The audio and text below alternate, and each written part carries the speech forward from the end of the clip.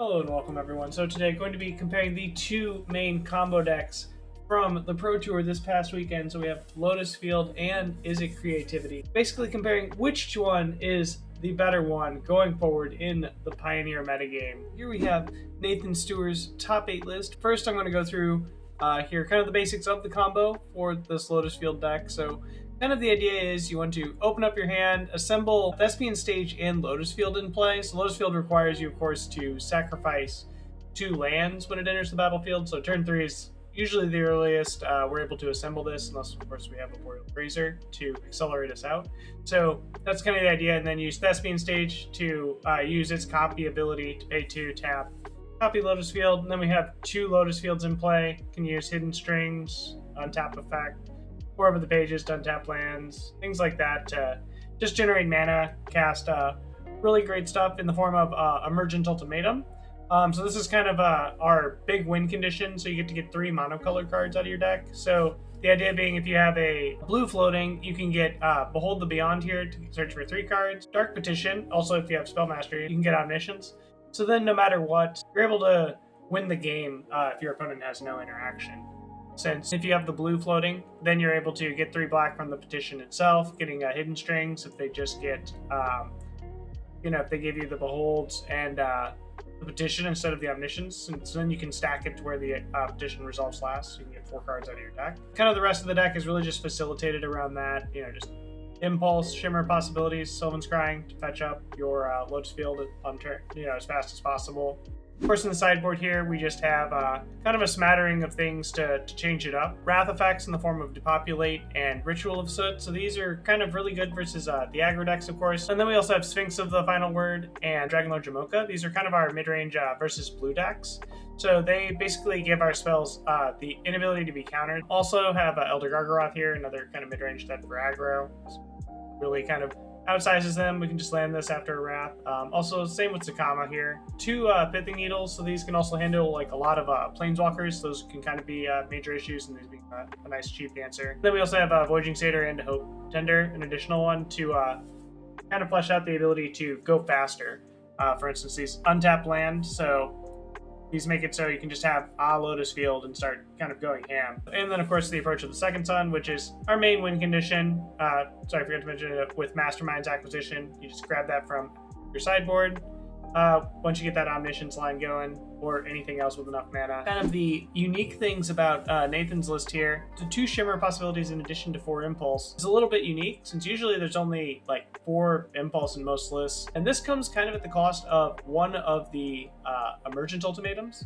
So we only have 2 in this list versus the usual 3. And that kind of makes a lot of sense, since, of course, a lot with Lotus Field, you're really screwed if you don't get Lotus Field in play to start the game.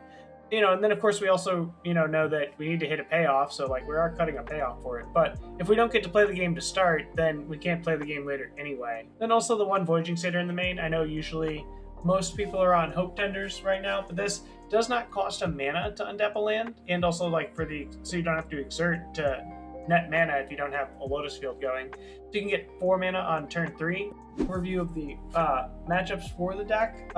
So kind of some of the best matchups for Lotus Field are really against like control and mid-range. So for instance, like red-black mid-range is a really great matchup, just because we're kind of set up, we're the big ramp deck. We just kind of overpower them. They have like, some of these like, removal spells. And then post-board, we really just get to shift up into even bigger mid-range shell against them. Like with our Zakamas. Also against control, we're really good against the blue-based decks, since we can just kind of sit there and wait. We don't have to worry about, their counter spells. We can eventually outlast them because we'll be able to ramp up enough Lotus Fields in play, hopefully. And then also, of course, like your Fire stack, that's also a great matchup since they're also really slow. Then that means that the bad matchups are all of these really fast aggro decks, and those are definitely getting popular. For instance, mono white humans is a nightmare for us, especially on the draw. They can just go turn 1, 1-drop, turn 2 Thalia, and then we're kind of just behind the gate there, even if they just have like even mediocre plays after that. Also, that means that we're really bad against the Auras deck that just also got 2nd place, so that picking up a little bit in popularity. And of course, mono red and the Greasefang combo deck, since they even have discard-based disruption, so they can kind of keep us off kilter for a little bit, and they're a little bit faster than us, since they're kind of a turn 3, turn 4, and we're kind of a turn 4-ish deck. Also, Spirits is really bad for us, and this is because against them they are kind of a nice tempo-y deck, but they also have all those counter spells. So basically it's the worst of blue-white control when they can just randomly start blocking us with creatures.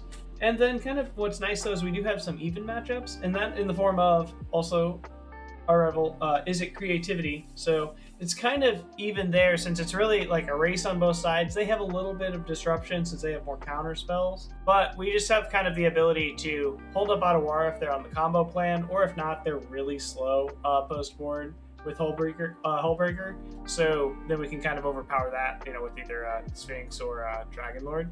But that's kind of the gist of where the list is at. We have Reed Duke's Izzet creativity list that won the Pro Tour this past weekend. The idea being you want to open up your hand and be able to kind of control the board for the first few turns. So we see a lot of like basic interaction, card draw, kind of in the form of a small creature removal, some impulses, you know, Spell Pierce here and some Make Disappear. And then of course Fable of the Mirror Breaker. So you want to do that, and then of course the idea being to set up ideally for a big score here on turn 4. And then we have Indomitable Creativity here. So basically the idea being you destroy your 2 treasures, since they won't be creatures, much harder to remove, kind of nice there. And also how lucky Indomitable Creativity is for 2, cost 5, so kind of the perfect casting cost for turn 5 after end of turn 4 big score. And we get Xenagos, God of Revels. Isn't a creature while it's in play, but indestructible. At the beginning of combat on our turn, we give a creature +X/+X and haste, and that X is that creature's power. And then we also just happen to get a World Spine Worm, which is a 15/15. So we give it +15/+15. So we attack for 30 haste trample. So we kind of have a nice kill mechanism there. You also notice we have 4 Fire Prophecy here. And something that's nice about Big Score requiring us to discard a card is you don't want to draw World Spine Worm or Xenagos. So being able to discard cards, great for World Spine Worm, because this gets shuffled back into your deck. No big deal. But for instance, like Xenagos, worst one to draw, but we can give it back in with Fire Prophecy. And luckily, Xenagos isn't too hard to cast with 1 treasure, so if we can kind of engineer that as well if we draw it. Other than that though, really just, you'll see here we have 1 copy of Shark Typhoon and a Dig Through Time, so you have, you know, a bit more complementary card draw, card advantage, and kind of a win condition / token maker. And then when we look here in the sideboard, so we have the ability to kind of transform the deck in a few different ways. First, we'll notice we have 2 Hullbreaker Horror. So this is kind of the transformational out of our quote-unquote combo plan.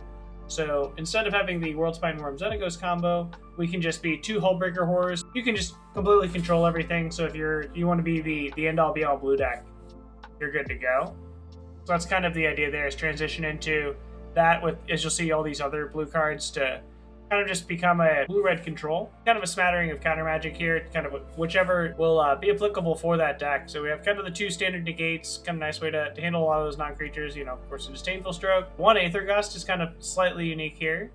And the 1 Mystical Dispute, and 2 Narset's Reversal. This, you know, while it might seem a bit weird, it is kind of standard for the deck. This is also really good versus like all of the counterspell based decks, since you can even bounce your own spell. To round it out, you have 3 Rending Volley.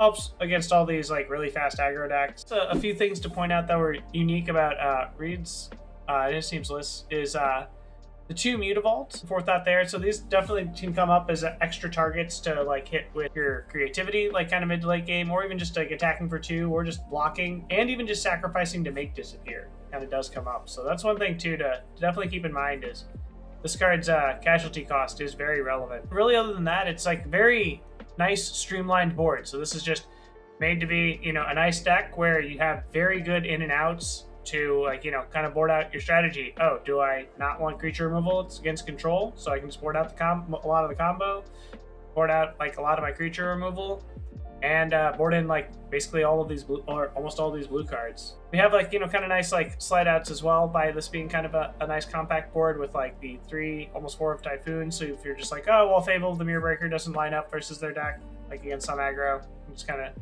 board those out. That's kind of the nice part about Reed's list. Really, really great, and like, definitely well thought out. The good matchups for this deck are, again, kind of similar to Lotus Field, mid-range and control. Since, for instance, against like mid-range, you know, we have our nice combo plan, and they can't really deal with that if they're a non-discard based version. Like, for instance, I'll touch on red-black a little bit later. So that one is like a slight difference in how the matchups line up. For against like red-green, stuff like that, like we can just control the board. Since you have more creature-based removal, you're able to control the clock a little bit better. So that kind of helps. And then also against all the blue-based control, like game 1 can be a bit rough if they get like, you know, to overpower you super late game, since you don't have all that inevitability that Lotus Field has, so you don't have just as good of a matchup. But post-board, you also then have all of this blue that you can just turn into like the most pure blue control deck, so you can just kind of out-control them if you want to. Some of the bad matchups, of course, are the really fast aggro again. Like, for instance, mono white still really bad for us on the draw, even though we still have all these forms of removal, like 4 Fire Prophecy, 4 Fiery Impulse, 2 Spike Field Hazard. If they can just go Thalia, if we don't have enough 1 mana interaction, or we just happen to keep a hand that didn't have a piece of 1 mana, Fiery Impulse or Spike Field Hazard, we might just die to their Thalia on the draw. What's kind of nice is this deck also, by being a bit more kind of pulled in 2 directions of being able to get a bit more control and combo, you do have a lot more mid-ish matchups, so like kind of more even. Like, for instance, Rakdos mid-range, I'd say, is pretty even for us. Even like, do we get to combo off on like, you know, some turn, because it kind of just comes down to like a top decking war eventually as well, and we can kind of just eventually attrition them out. Lotus Field is kind of a toss-up as well, since, you know, they're a little bit faster, but we have more interaction. In post-board, we do have the Narcissus Reversal and stuff, but they do have the ability to have like the uncounterable spells, so they do have kind of some good play to it. So those are kind of the matchups for Izzet Creativity. Over the past few days, I've been playing with both of these lists. Really what I've kind of discovered is the format is really adapting to them, kind of going forward. So like right now, the format is getting a bit faster. Also, again, red-black is not really showing too many signs of slowing down. So, you know, it's still, you know, huge favorite. It's great across the board. It doesn't have like really like too many awful matchups. As far as comparison between the two so far with Izzet Creativity and Lotus Field, Lotus Field and Izzet Creativity really both getting hurt by the speed of the format picking up, but Izzet Creativity kind of picking out a little bit ahead with having kind of creature removal in the form of like, you know, Fiery Impulse, Fire Prophecy, stuff like that, so they can mitigate that a little bit better. But they really don't have any way to kind of make the red-black matchup highly favorable like it is for Lotus Field.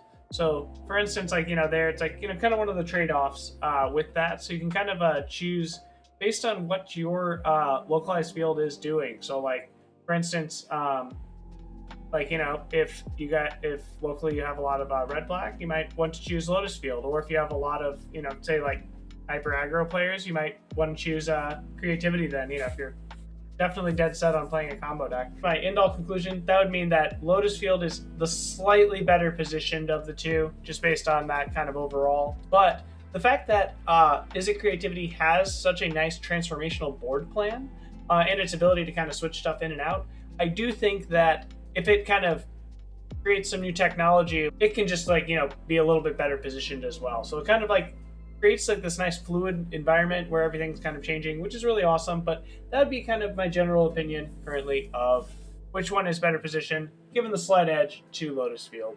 Well, thanks for tuning in, everyone, and please like and subscribe. Take care.